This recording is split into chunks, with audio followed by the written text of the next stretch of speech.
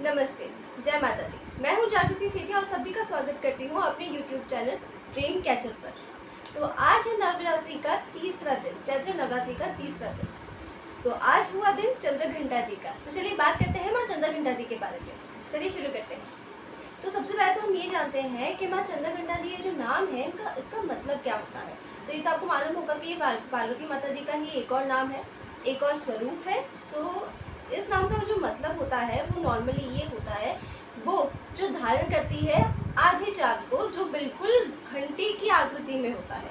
आधा चाँद जो घंटे की आकृति में होता है। तो आप ये चीज़ नोटिस करोगे तो वो उन्होंने मतलब ये क्यों हुआ वो भी मैं आपको क्लियरली बता देती हूँ। तो वो इसलिए हुआ, जब पार्वती माता जी की शादी हुई शिव जी से, उनका जब विवाह हुआ तो उस सब के बाद उन्होंने आधे चाँद को अपने सर पर यहाँ पर धारण करना शुरू किया एज अ सेलेस्ट्रियल ऑर्नामेंट, यानी कि एक ऐसा ऑर्नामेंट जो बहुत ही ज़्यादा प्योर है एंड वो शिव शक्ति जी का जो शक्ति का जो पूरा का पूरा एसेंस है उसको दर्शाता है। तो बेसिकली यहाँ पे हम जिन्हें पूज रहे हैं वो है शक्ति, शिव शक्ति की शक्ति को हम यहाँ पे पूज रहे हैं। तो शादी के बाद वो यहाँ पर इस तरह से धारण उन्होंने किया आधे चाँद को। तो वैसे आप ये चीज़ देखोगे कि बहुत से कल्चर्स में, जैसे जो मराठास होते हैं वो भी आप देखोगे तो पुराने ज़माने में आधा चाँद ऐसे ना उनका जो बिंदी होता है ना वो ऐसा आधे चाँद में होता होगा, आपने देखा होगा एंड काफ़ी मूवीज़ में भी था और आप नॉर्मली भी ऐसे जाओगे तो आपको पता ही होगा। तो आप ये कह सकते हो कि उस शक्ति को ही इन्वोक करने के लिए, क्योंकि ये क्या है हमारा थर्ड आई, और इसको काम डाउन रखना at the same time fearless होना, ब्रेव होना बहुत ज़रूरी होता है and it goes for everyone. तो इसीलिए ये आधा चाँद शायद धारण भी किया जाता था उस टाइम पर भी। बेसिकली ये बात तो है ही, और भी बहुत से रीजंस तो होंगे, लेकिन ये बात तो सबसे इम्पॉर्टेंट है कि पार्वती माता जी की जो एनर्जी है उसका एक एसेंस अपने अंदर लाने के लिए हम शायद ऐसा मराठास या जिनके अंदर भी ये होता है कि ऐसा वाला बिंदी लगाने का जो ट्रेडिशन होता है, तो शायद वो उस वजह से ही है। तो आई होप मैं सही कह रही हूँ। तो अगर हम आप आगे बढ़ते हैं तो मैं आपको और भी बहुत प्यारे प्यारे पते बताना चाहूँगी। तो वो बात ये है कि उनका जो एसोसिएटेड चक्र है दैट्स मणिपुरा। मणिपुरा मतलब सोलर प्लेक्सस चक्र, जिनको जो रूल करते हैं वो होते हैं सूर्य देवता जी। और ये हमारे डाइजेशन, हमारे इम्यून सिस्टम उन सबसे जुड़ा होता है। कलर उसका येलो होता है, आप इसे चेक भी कर सकते हो। वैसे is very like opposite one, क्योंकि वो धारण करती है चांद को, लेकिन उनका जो चक्र एसोसिएटेड है वो है सूर्य देवता जी।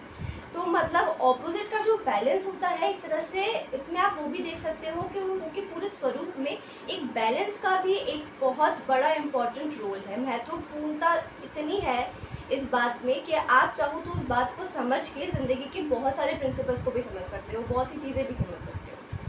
एंड अगर मैं और ज़्यादा आगे बढ़ूँ तो मैं आपको ये बताना चाहती हूँ कि वो जिस मतलब उनका जो जैसे हम बोलते हैं व्हीकल होता है, मतलब जिस पर वो विराजती हैं वो होती है बाघिन, यानी कि टाइग्रेस। तो यानी कि जो टाइगर का जो फीमेल वर्जन होता है वो उन पर विराजमान होती है। तो आप इसे देखोगे तो उनका बहुत प्यारी सी मुस्कुराहट सी होती है और उनके 10 हाथ होते हैं। तो उन 10 हाथों में वो क्या क्या धारण करती है वो भी मैं आपको बता देती हूँ। तो वैसे सबसे पहले मैं आपको यही बताती हूँ, जो राइट हैंड होता है वो होता है अभय मुद्रा में। अभय मुद्रा कुछ इस तरह से होती है, अपने सारे फिंगर्स को आपको सीधा रखना होता है और इस वाले को जो आपका पाल्म होता है उसको थोड़ा अंदर दबाना होता है, कुछ इस प्रकार। तो ये क्यों होता है उसको भी मैं आपको थोड़ा सा और ज़्यादा डिटेल में समझाती हूँ। तो आप अभय मुद्रा के बारे में टाइप भी करोगे, या इसके नाम में ही क्या है अभय मुद्रा, यानी कि जो भय पे विजय प्राप्त कर लेता है, यानी कि फियरलेस। तो इसीलिए तो सारे डर, सारे ऑब्स्टिकल्स से मुक्त होने के लिए ये एक मुद्रा होती है जो आप भी कर सकते हो, ताकि आप सारे फियर, सारे डर, उन सब से मुक्ति पा सको और सारे ऑब्स्टिकल्स जो रहते हैं ना उसे वॉर्ड ऑफ कर सको। तो उसका मतलब ये होता है, इसलिए ये राइट हैंड में होता है। और उनकी जो दूसरा जो फिफ्थ लेफ्ट हैंड होता है वो कुछ इस प्रकार होता है। तो इसे बोलते हैं वरद मुद्रा।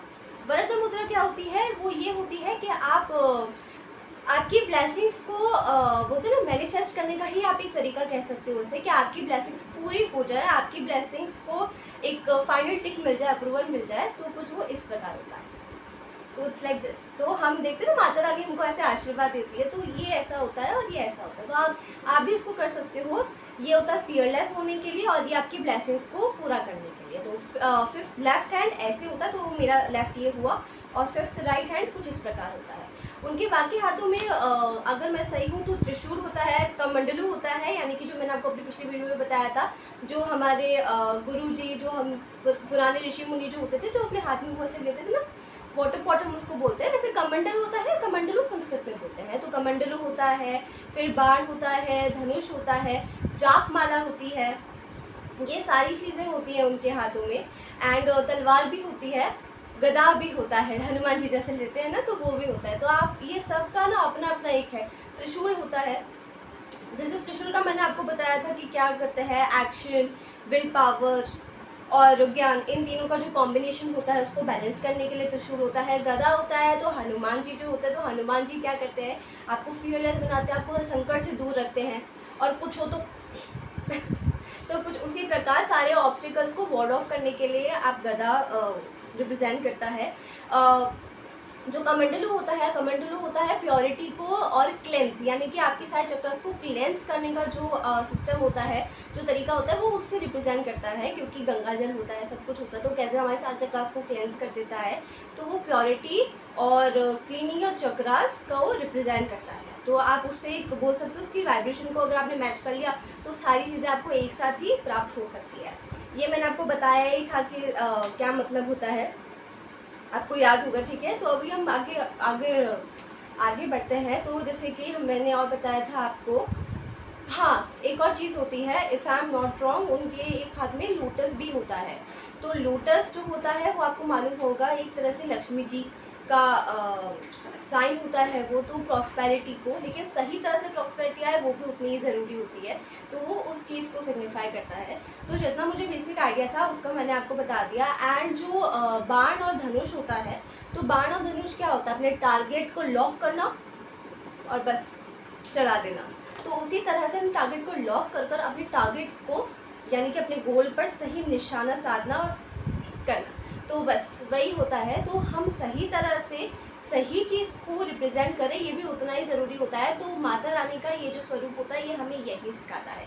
जैसे सूर्य जी थे, चंद्र जी थे, उनका बैलेंस होना ज़रूरी होता है, वैसे ही उनके 10 हाथों का जो मिश्रण है उसका बैलेंस होना ज़रूरी होता है हमारी ज़िंदगी में, क्योंकि उनके हर एक हाथों में जो भी चीज़ें होती हैं, उनकी मुद्रा हो या धनुष हो या बाण हो या त्रिशूल हो या तलवार हो, कुछ भी हो। एंड जो तलवार होती है वो डेफिनेटली आपकी सारी नेगेटिव, यानी कि जो आपको नज़र लगने वाली होती है, जो एविल आई होती है, उसको वार्ड ऑफ करती है।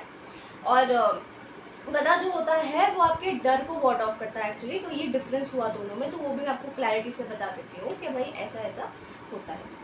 तो इन 10 चीज़ों का जब आप मेल मिलाप करते हो, मतलब मेल मिलाप तो क्या ही, जब आप इनको साथ में लेके आते हो तब जाके आपकी ज़िंदगी के सही प्रिंसिपल्स बैठते हैं। तो इसीलिए जब आप उनको पूछते हो, इसका मतलब ये है कि आप अपनी ज़िंदगी की 10 चीज़ों को बैलेंस करने के लिए उनसे प्रार्थना कर रहे हो कि मैं अपने टारगेट को सही लॉक कर सकूँ, मेरे चक्रास भी क्लेंस रहे, यानी कि जब आप ऐसा करो तो जो जेलेसी होती है, ईर्ष्या होती है, उससे भी हम दूर रहे, हमारे चक्रास क्लीन रहे और हम सही तरीके से ही अपने टारगेट यानी कि अपने गोल को अचीव कर पाए, बिना किसी का उस तरह से नुकसान किए जो बुरे इंटेंशंस या जेलेसी या ईर्ष्या से हो सकता है।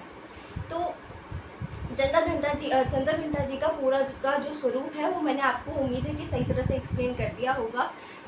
आई नो मैं एग्जैक्ट तो नहीं बता पाऊँगी, पर फिर भी कोशिश की है कि जो मैं समझ पाऊँ वो मैं आप तक सही तरह से पहुँचा पाऊँ, क्योंकि मुझे भी उतना ही पता चलेगा जितना अवेलेबल रिसोर्सेज से होगा। फिर भी मैं कोशिश करती हूँ कि एकदम आपको सही बताऊँ, सही चीज़ें सिखाऊँ, सही चीज़ सिखाऊँ, तो क्या सही चीज़ें आपके साथ शेयर करूँ, रिप्रेजेंट करूँ। तो आई होप आपको मेरा वीडियो अच्छा लगा हो, और लाइक कीजिए, कमेंट कीजिए, शेयर कीजिए, सब्सक्राइब करना ना भूलें। एंड एक और चीज़, आज का जो कलर होता है वो होता है लाल। वैसे कहीं कहीं पे लिखा था कि ग्रे भी आप पहन सकते हो, so it's quite confusing thing, but आप रेड या ग्रे कुछ भी आप पहन लो, जो भी डिपेंड करता है आपकी श्रद्धा पे डिपेंड करता है। एंड उनको ना, क्योंकि जाहिर सी बात है चंद्र घंटा जी है, तो चंद्र जी है तो दूध तो होगा ही, तो दूध से बनी हुई जो चीज़ें होती है ना, वही आप उन्हें आज अर्पित कीजिएगा। तो चलिए, नमस्ते, जय माता दी, और आप सभी को चैत्र नवरात्रि की हार्दिक शुभकामनाएं।